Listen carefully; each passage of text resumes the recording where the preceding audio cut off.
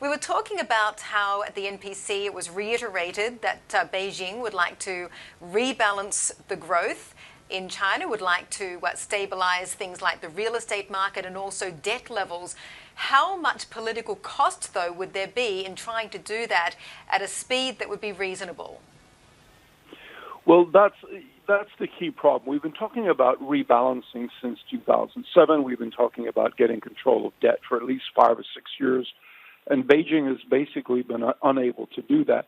And the reason is because the way forward is pretty clear. If you want to rebalance demand towards consumption, then you have to increase the share that ordinary households retain of GDP, which also means you've got to reduce somebody else's share, either the very rich or the local governments. And that's really been the problem. It's very hard to put into place, it's politically very hard to put into place policies that will allow a substantial redistribution of income. But until they do so, it's pretty meaningless to talk about trying to get control of debt or trying to rebalance the economy towards consumption.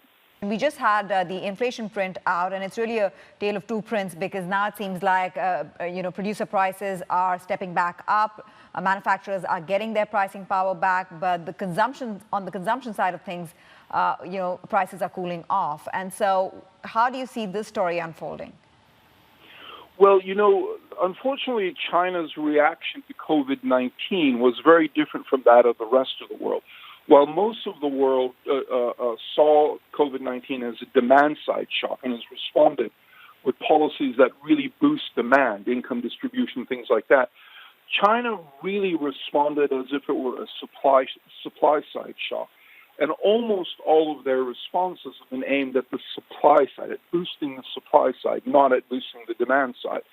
And so as a result, the only way you can resolve that, there are two ways. One is to increase the kind of investment they don't want, which they did substantially last year.